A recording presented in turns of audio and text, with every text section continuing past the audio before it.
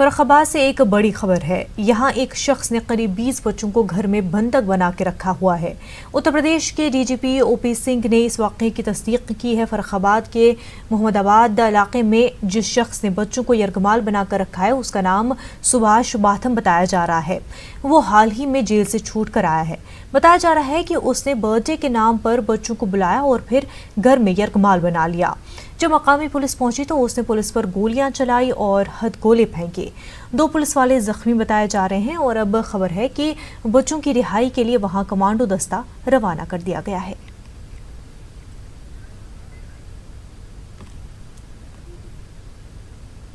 थे उनके ऊपर फायर करने की कोशिश किया। इसको देख करके वहाँ के डीएम, एसएसपी, पूरे फोर्स उनके घर के आसपास चले गए। वहाँ पर मौजूद रह करके जो कार्रवाई अपेक्षित है बच्चों को सुरक्षित छुड़ाने के लिए वो सब कर रहे हैं। कुछ कमांडो को भी फोर्स एनएसजी भी भेजी जा रही। जी हाँ, क्यूआरटी जनपद का और एसओजी स्वाट टीम सब लगे हैं। यहाँ से एटीएस का भी स्पॉट टीम जल्द वहाँ पहुँच रहा है और ये सब मिल करके बच्चों को सकुशल बाहर लाने के लिए कोशिश कर रहे हैं। क्या कुछ जानकारी है कितने बच्चे अंदर हैं और उसकी मनोदशा कैसी है जिस आदमी ने उन्होंने बातचीत कर रहा है। मनोदशा के संबंध में कोई ऐसी कोई एडवर्स बात तो नहीं नोटिस में आया। बच्चे अभी सेफ हैं। लगभग 20 बच्चे बताए जा रहे हैं।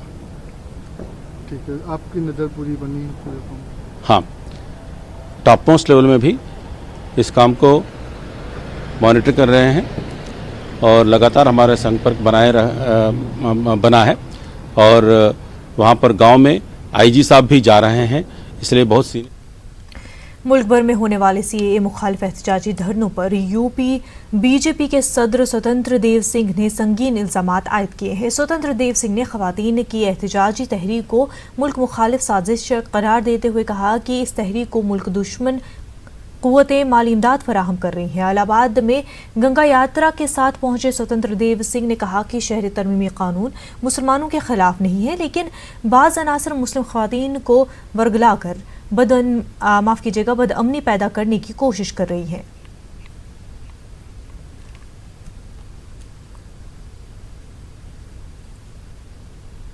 देखिए अभी यह योजनाबद्ध है।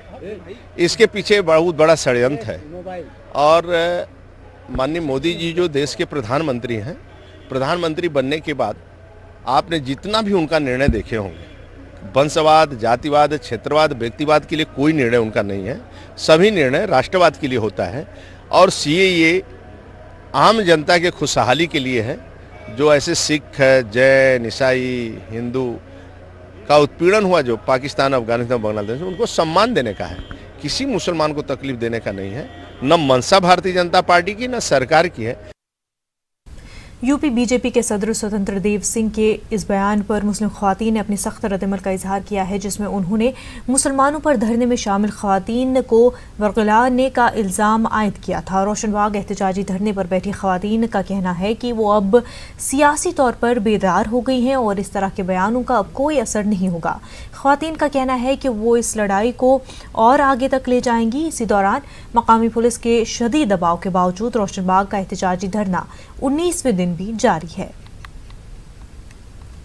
अगर वो हमको बेवकूफ़ कह रहे हैं कि हम लोग को कुछ समझ नहीं है, कुछ पता नहीं है, फिर हम ज़बरदस्ती धरना कर रहे हैं। हम लोग पता है इसकी असलियत क्या है, तभी हम लोग ये कर रहे हैं ना। केंद्र सरकार से ये मांग करते हैं कि जब तक कि ये कानून जो है वापस नहीं लिया जाएगा, इसी तरह से इलाहाबाद में ये कानून, ये इलाहाबाद में ये प्रोटेस्ट चलता रहेगा और अगर हो सका तो ये पूरे इलाहाबाद में और भी हमारे प्रोटेस्ट के सेंटर बनाए जाएंगे। कि हमारी महिलाओं में जितना आक्रोश था उतना ही देश के लिए प्रेम है। बच्चों में हम अपने बच्चों को अपने देश के प्रति प्यार, मोहब्बत और देश की वफादारी हमेशा सीखा है और यही हमारे घर में हमको सिखाया जाता है। शाहीन बाग एहतजाजी मुजाहरे की तर्ज पर मगरबी उत्तर प्रदेश से भी गैर मुअय्यना मुद्दत के लिए मुस्तकिल धरने की शुरुआत देवबंद से हो गई है। जमीयत उलमा हिंद और खवातीन एक्शन कमेटी की जानिब से देवबंद में पहले आर्जी एहतजाजी मुजाहरों का दौर जारी था, लेकिन गुज़िश्ता 5 दिनों से देवबंद के ईदगाह मैदान में खवातीन का धरना जारी है और एक तहरीक की शक्ल में इख्तियार कर चुका है।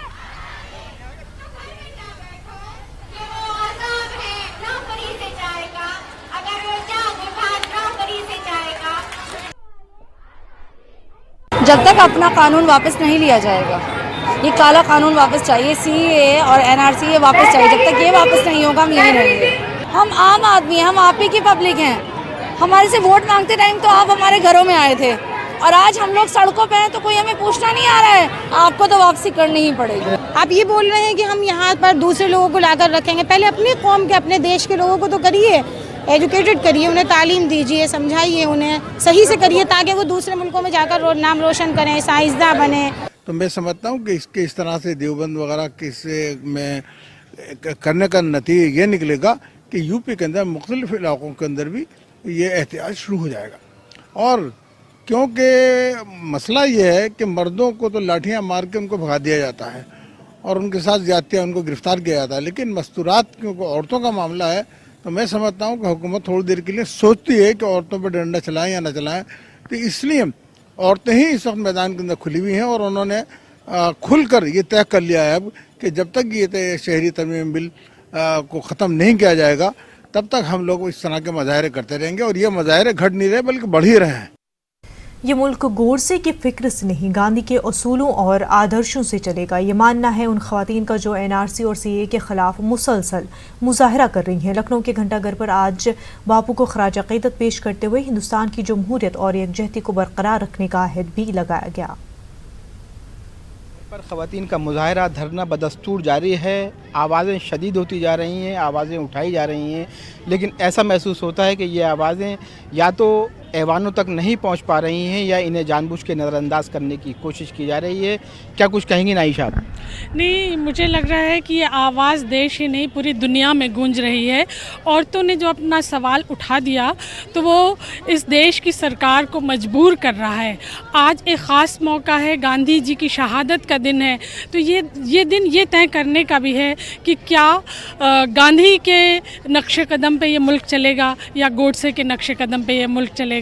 ना उनके जुल्म नए हैं ना हमारी रीत नहीं है।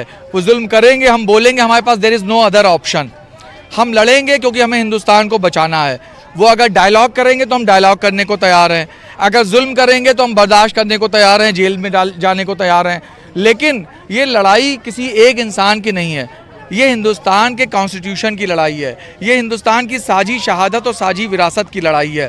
ये किसी जो गलतफहमी पैदा कर रहे हैं कि हम शरणार्थियों को आने नहीं देना चाहते। हिंदुस्तान ने तो हमेशा से हमारी फॉरेन पॉलिसी रही है, अगर वो पलट के देख लें आज वो आतंकवादी देशों के साथ खड़े हो गए हैं, लेकिन भारत ने हमेशा गुट निरपेक्ष आंदोलन का नेतृत्व किया है। उसने हमेशा शरणार्थियों को दरवाज़ा खोल के शरण दी। मजाक नहीं है कि हमारे मुल्क में आज पूरा तिब्बत बसता है, पूरा तिब्बत बसता है, नेपाल हमारे यहाँ रहता है, लंका में शांति सेना हमारी गई थी। आप कैसे कह सकते हैं कि हम शरणार्थियों के खिलाफ हैं?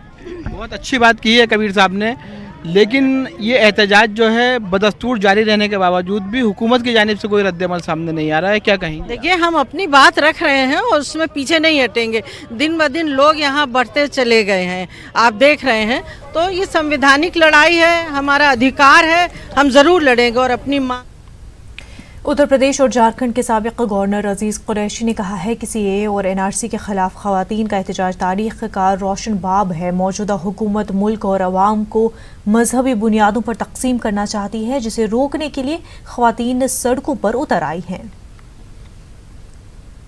जाते हैं दुश्मन हिंदुस्तान के आगे, और इस हिंदुस्तान के बंटवारे को रोकने के लिए यहाँ के तमद्दुन, यहाँ की तहजीब, यहाँ के ख्यालात, यहाँ का कल्चर, यहाँ के एथॉस, यहाँ की तारीख, इस सब को तकसीम से रोकने के लिए यहाँ की माँ बहनों ने, बेटियों ने जो कदम उठाया है, ये काबिल तारीफ है और मेरी पूरी इनको इनकी आवाज़ को सुना नहीं जा रहा है या जानबूझ के नज़रअंदाज किया जा रहा है? देखिए, आवाज़ को सुना नहीं जाना तो मुमकिन है नहीं। अगर लोग अपने कान बंद कर लें, कानों में तेल भर लें, कानों में मोम डाल लें, तो आवाज़ की ताकत फैला देती है इसको, मतलब आगे ख़त्म कर देती है उनको। मतलब आवाज़ हिटलर को भी सुनना पड़ी, मुसोलिनी को भी सुनना पड़ी, दुनिया के बड़े बड़े जो डिक्टेटर हैं उनको सुनना पड़ी। ये आवाज़ बेकार नहीं आएगी कभी। ये कानपुर के फूलबाग में गांधी जी के मुजस्मे के करीब गांधी जी की शहादत के दिन उन्हें खराज अकीदत पेश किया गया। ख़वातीन ने इस मौके पर सीएए के खिलाफ एहतजाज किया और कानून को वापस लेने की मांग की। मुजाहिरीन का कहना है कि हुकूमत और पुलिस के जुल्म जबर के बावजूद काले कानून के खिलाफ एहतजाज जारी रहेगा।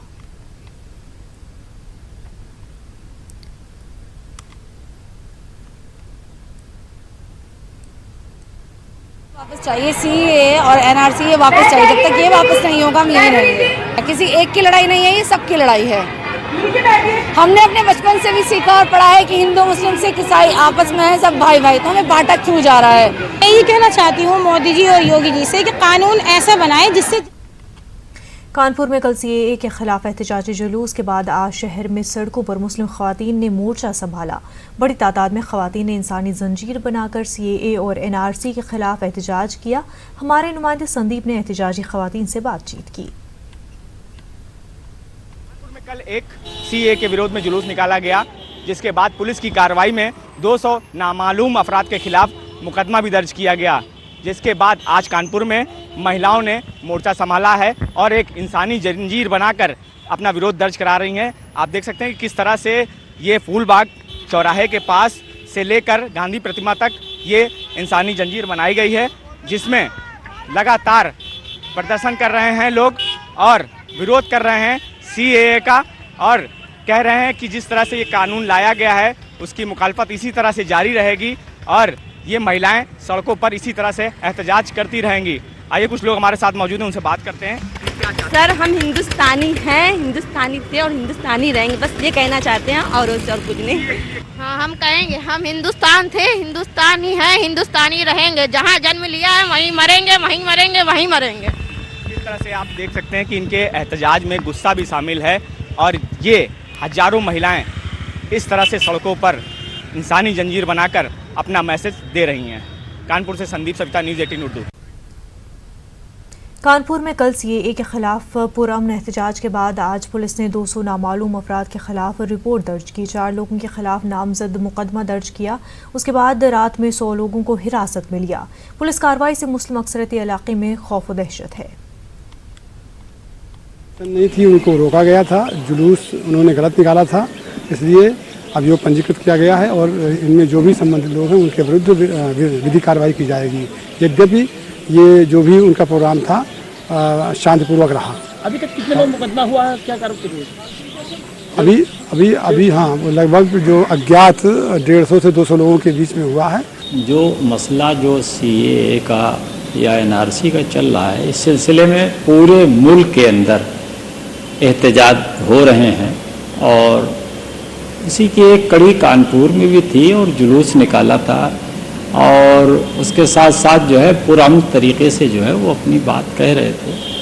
तो पुलिस को रिपोर्ट नहीं लिखनी चाहिए और इस तरीके से कार्रवाई नहीं करना चाहिए, इसलिए कि ये हमारा जमहूरी मुल्क है और कोई शख्स किसी को अगर कोई तकलीफ़ है किसी मामले में तो वो अपनी तकलीफ़ का इजहार कर सकता है।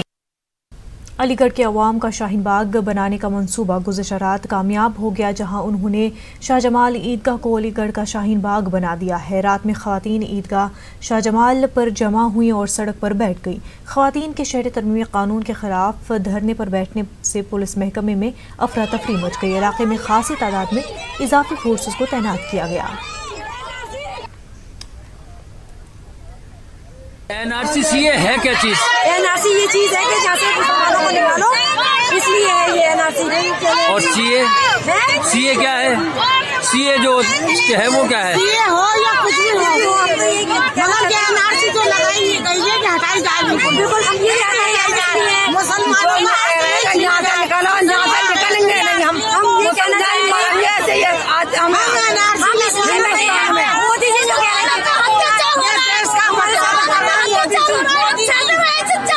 बंटवारा कर रहे हैं और कुछ नहीं है। शहर तरमीमी कानून के खिलाफ अलीगढ़ के शाहजमाल में पुरअमन तरीके से धरना दे रही खवातीन पर पुलिस ने मुकदमा कायम किया है। अलीगढ़ के थाना दहली गेट में ये मुकदमा कायम किया गया है, जिसमें 300 नामालूम खवातीन को शामिल किया गया है। गुज़िश्ता रोज़ अलीगढ़ के शाहजमाल इलाके में ईदगाह के बाहर खवातीन ने एहतजाजी धरना शुरू किया था।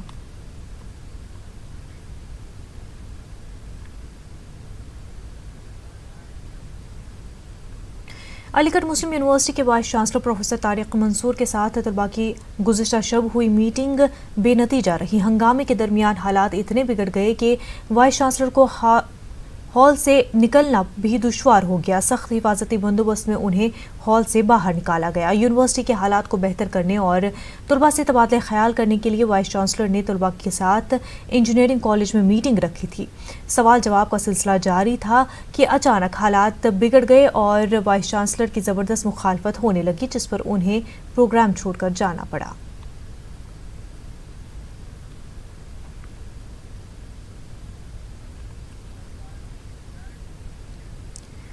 अलीगढ़ मुस्लिम यूनिवर्सिटी के vice chancellor professor Tariq Mansoor ने आज एक वीडियो पैगाम जारी किया है, जिसमें उन्होंने एक बार फिर 15 दिसंबर 2019 की शब में कैंपस में पेश आए नाखुशगवार वाक़यात पर सख्त अफसोस जताया है। उन्होंने यकीन दहानी कराई कि इस मामले में किसी भी बेकसूर तालिब इल्म को निशाना नहीं बनाया जाएगा।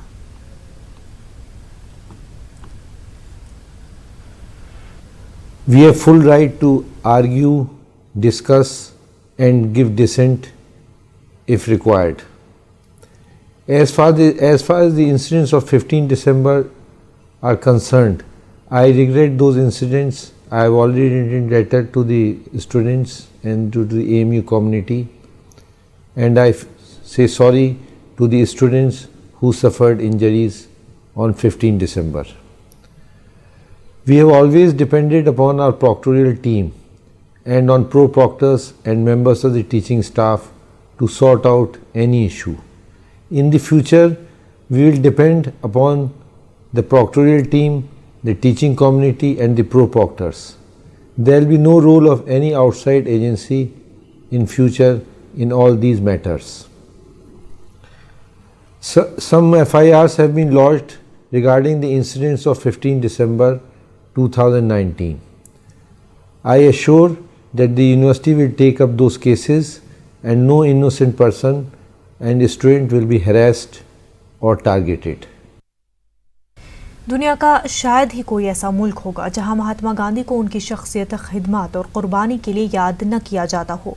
हमारे मुल्क में भी ख़ास तौर पर 2 अक्टूबर गांधी जी की यौम पैदाइश और 30 जनवरी को यौम शहादत के मौके पर गांधी जी की कुर्बानियों और तालीमात को याद करते हुए खराज अक़ीदत पेश किया जाता है।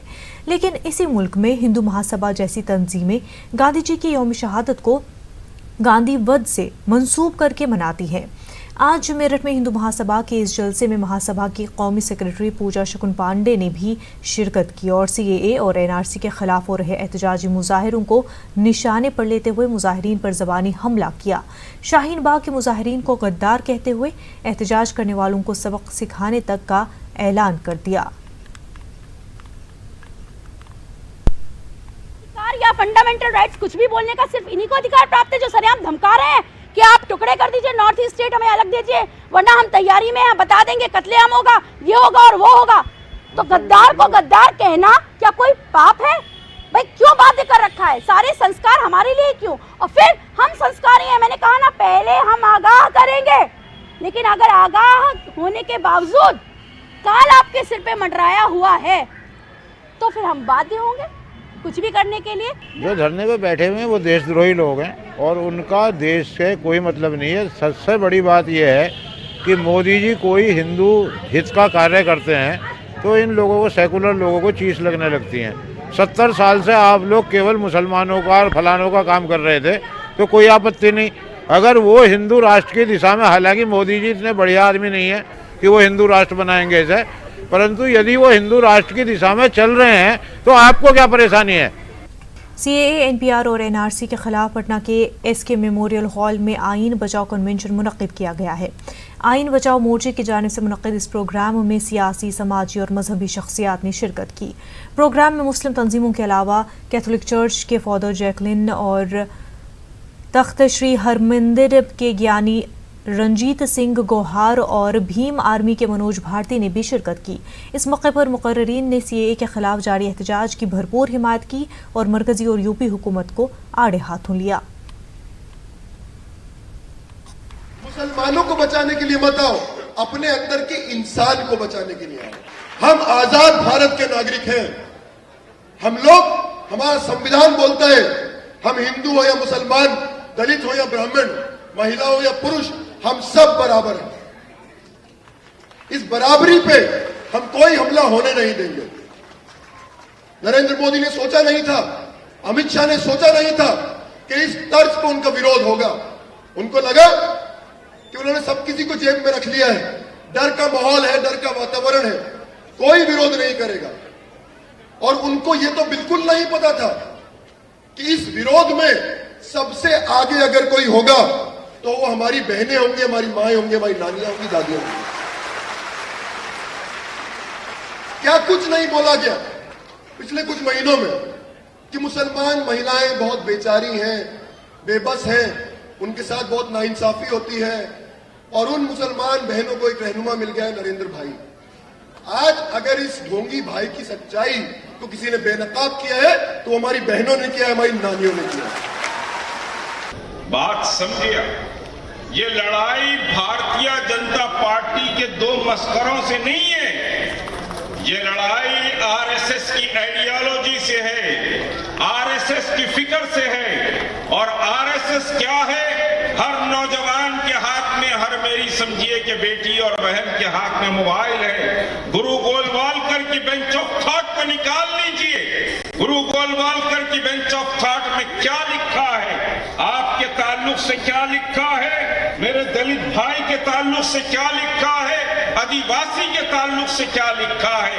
ये लड़ाई आइडियोलॉजिकल लड़ाई है।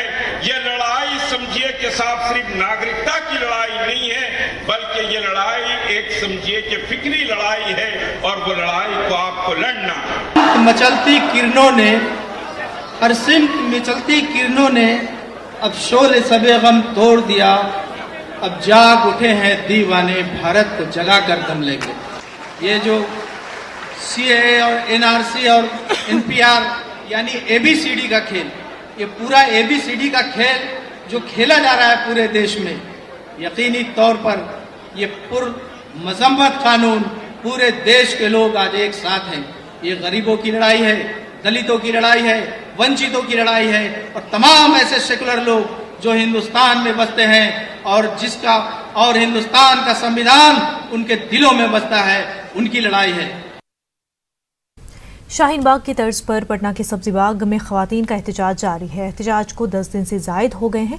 एहतजाज में कसीर तादाद में खवातीन हिस्सा ले रही हैं। यहाँ खवातीन सीएए की मनसूखे का मुतालबा कर रही हैं। आप देखिए रिपोर्ट। हमें दीजिए इजाजत। आदाब।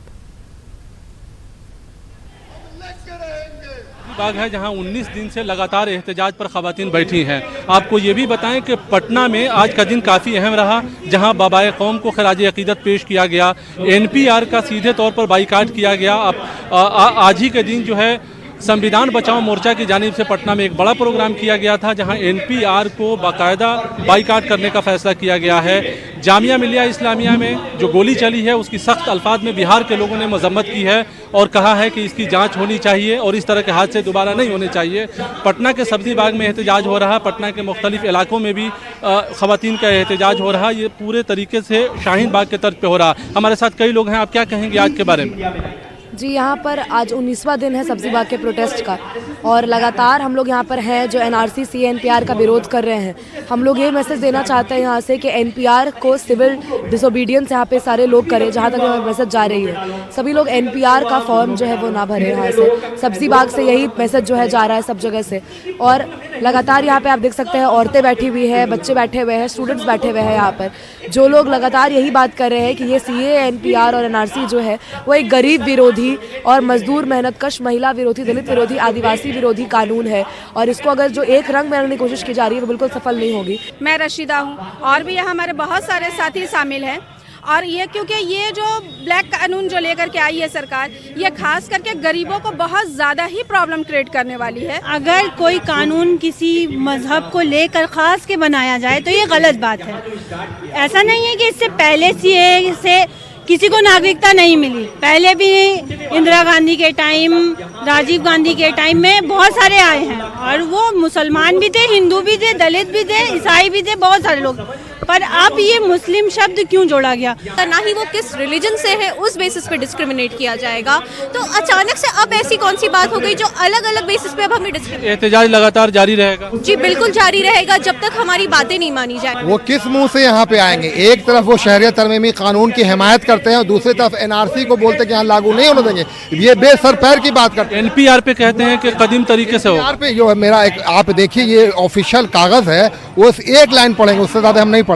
उसका जो अभी सेंसस का कागज आया वो ये कहता है कि एनपीआर भारतीय नागरिकों का एनआरसी के तरफ जो है पहला कदम है। तो चलिए, आपने देखा सबसे बड़ा सवाल है कि यहाँ हुकूमत जो ये दावा कर रही है कि एनपीआर में पुराने तरीके से एनपीआर यहाँ पे लागू होना चाहिए और ये बात कर रही है कि वो गैर ज़रूरी सवाल हैं, तो लोग ये भी कह रहे हैं कि उनको स्टेज पे आना चाहिए जो एहतजाज कर रहे हैं।